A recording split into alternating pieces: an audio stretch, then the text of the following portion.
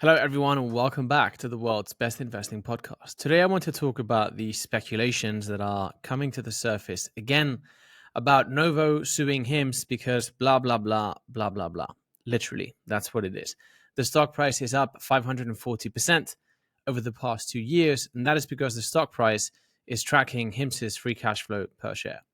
Now, HIMS is a disruption story, and you shouldn't be invested in a disruption story if you panic every time news about some potential legal problem comes up. This is one of the most valuable markets on earth. The US healthcare market is valued at $4 trillion. HIMS is positioned to disrupt all of it at the moment. And so what this means is that most likely, if HIMS's fundamentals continue progressing adequately, the incumbents are not going to go down without a fight. It's just how it is. Now, this stock is up 540% over the past 2 years. I'm not anyone's financial advisor, but I would say if I personally wasn't up for the full disruption package, I wouldn't be owning this company. It's a little bit like wanting to own Uber back in the day as a venture capitalist and then getting all squirmy when they have a fight with taxis. It's just completely antagonist to reality. It doesn't work like this. Very valuable market, very valuable to end consumers, full of politics, shall we say, and a massive disruption story like Americans have not seen since the foundation of the country. And so, what does that mean? It means that ultimately the stock price is going to continue tracking free cash flow per share, and that litigations are not the end of a company if they do happen, which again to me is not clear because ultimately a litigation wouldn't be free for HIMS. By the way, before we continue, we have 12 coupons left from the 25 that I made available yesterday to obtain lifetime access to my course and Slack community for $299 instead of $350. Link to that in the show's footnotes. I believe most of you, something like 95% on average statistically of you will love the course, and then you will love the community. I'm the first one that actually loves this community. Because I have no one else to talk to about these things in real life. And the community is actually solving a real problem for me, as is the course, because the course is ultimately the framework that I use to, for instance, stay the path on my HIMS conviction. So now back to the video. The thing with GLP-1 is, actually GLP-1 is a subset of the business that HIMS management is not even guiding for. So the guidance for fiscal year 2025 for the revenue of the weight loss business was $750 million, and it didn't include GLP-1s.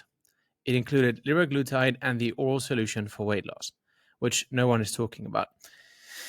Now, what does that mean? That means that whatever revenue HIMS has from GLP-1s is additional. If there is a problem on the GLP-1 front, a litigation such that eventually HIMS has to completely stop the GLP-1 business, it still doesn't affect the guidance for fiscal year 2025. And by all means, a business growing at this rate, even if you just remove the weight loss business, I would say HIMS right now begins to be fairly priced, but I would say it's probably, and this is not financial advice, this is probably a $100 stock, in my view, from the way I've seen the market pricing other companies over time. So I believe that this is undervalued. And even if you don't agree with that, what's happening at the moment, HIMS is not a GLP-1 company or as I jokingly say sometimes, a B pill company, etc. It's really an engine. It's a platform. And what they do is deploy an additional volume of healthcare verticals over time and mature them faster. So they deploy more verticals and they make them grow faster over time. And the business is expanding. I don't know if you've seen this, but on social media, I'm seeing a lot of content about TRT, basically testosterone for men and menopause treatment for women. What's happening is that is actually capturing the zeitgeist right now. No one wants to decay right now. In the modern world, people want to have a fit body for a long time. It's really the number one status symbol right now, and it's the thing people most want once they have a bit of money to take care of other basic things. I was just on, I don't want to say the name of the app because YouTube doesn't like that, but I was on this app and I opened it, and the first thing I saw was a post about Joe Rogan talking about testosterone replacement therapy. So what I think is going to happen and this goes back to the idea of the engine, is when HIMS deploys the new HRT, hormone replacement therapy vertical, it's going to grow very fast. You have a lot of men worldwide, not just in the US, with low testosterone. You have a lot of women worldwide dealing with menopause issues, and they absolutely need this product in a way that's convenient and maximizes outcomes per dollar spent. What I think is going to happen a year from now is that vertical is going to eclipse the weight loss one. I think it's going to be a lot bigger, and it's going to grow a lot faster. And then anyways, by next year, by the time we're talking again, in next July, towards the end of July 2026, HIMS will have continued deploying new verticals. And HIMS is deploying these verticals faster and faster over time. And the level of personalization is going up, all while HIMS is essentially bringing more of the revenue to the bottom line. And that's why free cash flow per share is growing. That is why the stock price is up 540% over the past year. So to synthesize this part of the video, a litigation would be, in my opinion, a sign of success, because it would mean that this company really is disrupting the industry.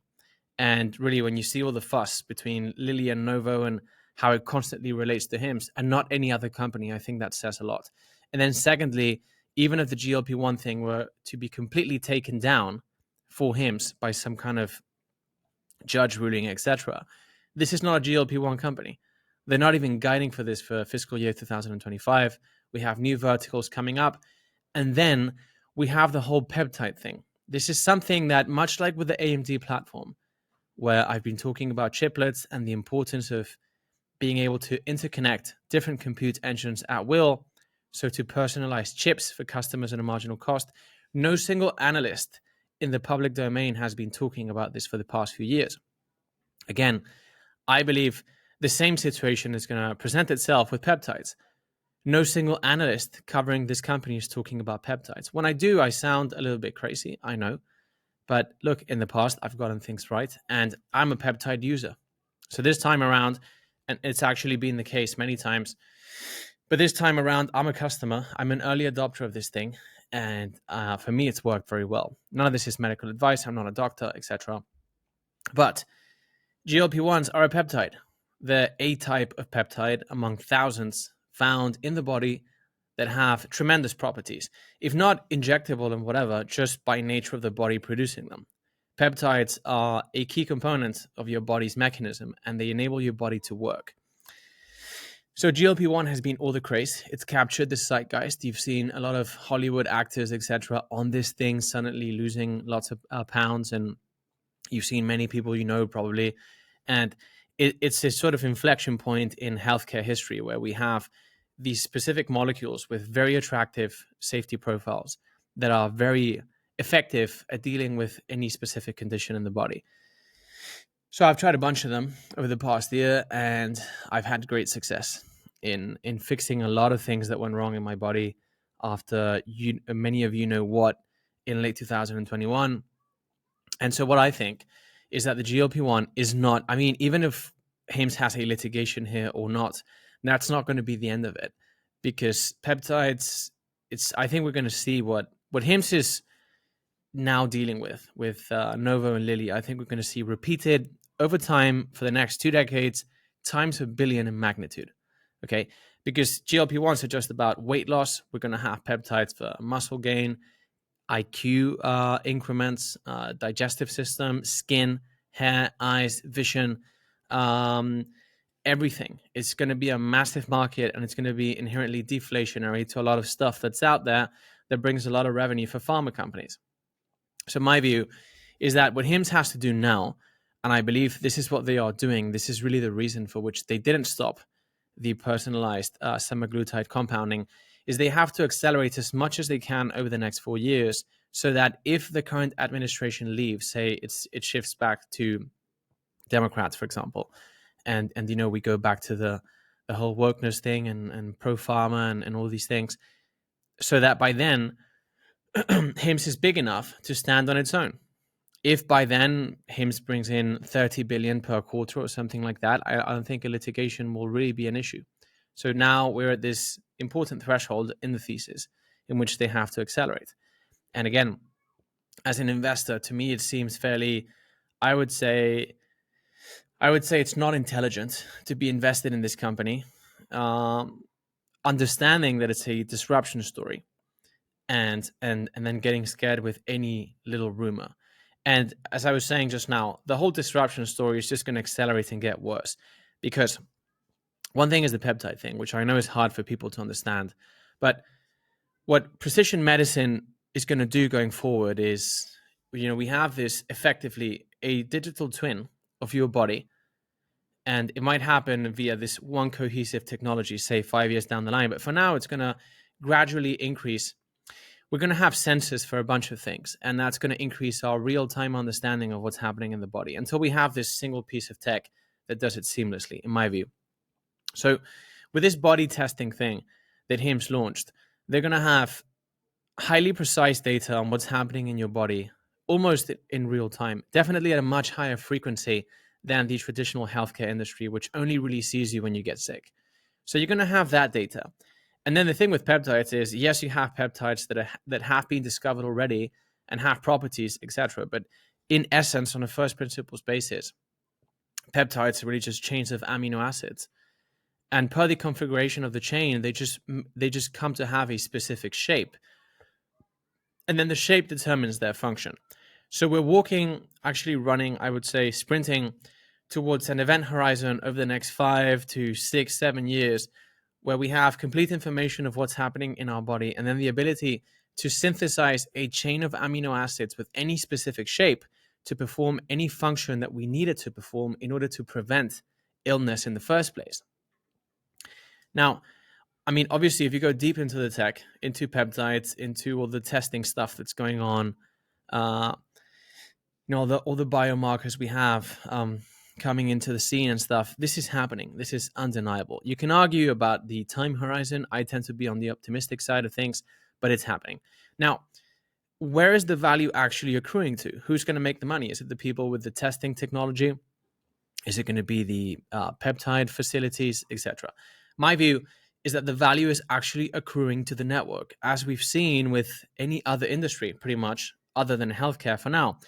The value is accruing to networks such as, with traveling, Airbnb, with music, Spotify, with transportation, Uber, because they have the data. They are capturing the market's intelligence and then turning that into AI models that automate intelligence. They commoditize it. And then they can use that intelligence to operate at a much higher level of efficiency than anyone else, so that eventually the whole industry just has to default to the platform, and or to sell that intelligence via an API as a package. They sell you the AI model, you can use it, and so forth. We're going to see Amazon doing that now with commerce. We're going to see many companies evolving in that direction. That is one of the things that makes Palantir so valuable. So then, in a future in which we have the real-time information of what's happening in the body and the ability to synthesize a molecule of any shape, the value is going to be in which network has the most patients and the most longitudinal data on these patients, and therefore best understands how do we fix the problem that the digital twin is bringing up to the dashboard, kind of thing. Because if you look at Lilly and Novo, the problem they have now is their respective drugs are relatively undifferentiated. That is why the whole fuss with the compounding and so forth is because they have a basic peptide, and that's it. And there's basically no difference between what Lilly, Novo, or the compounding pharmacies can do. The future here is in taking those drugs and understanding how to modify the chain of amino acids to produce a shape that then yields a better function inside the body. So say you were able to take the GLP-1 molecule and add a bunch of shapes to it, and then all of a sudden it makes me smarter and more muscly, and I can run faster and I can sleep better. That's a drug worth paying a lot more for than just GLP-1s. And then as you increase the performance of the drug, the other thing that makes it really worth paying for is decreasing side effects over time. But the truth is that figuring out which shape to modify or how to modify the shape in question comes down to having longitudinal data on a lot of patients for a lot of conditions. And once you have that data, you can synthesize these novel molecules with relative ease. So this is really what's happening in the pharmaceutical industry. And this is where people are missing the point. It's not about the GLP-1 litigation. It's not about how Wegovy sales are doing this month or not. It's a tectonic shift. Value is accruing to the network. And the network that is winning for now is HIMS. And that obviously legal issues back and forth are to be expected. And in my view, they're actually going to get a lot bigger. So I believe that's it for today, guys. Thank you very much for joining me. I'm long and strong HIMS. I think it's going to be a very, very successful investment. But this is just me. If you obviously find yourself panicking with legal stuff, you got to understand this is a disruption story and that the legal stuff is only going to get more and more serious. So again, thank you very much for joining me. If you enjoyed this update, could you please share this with some friend whom you think will enjoy it? These deep dives and updates are for free. And so the only way this grows is with your help. Thank you very much in advance, guys. Take care and see you next time.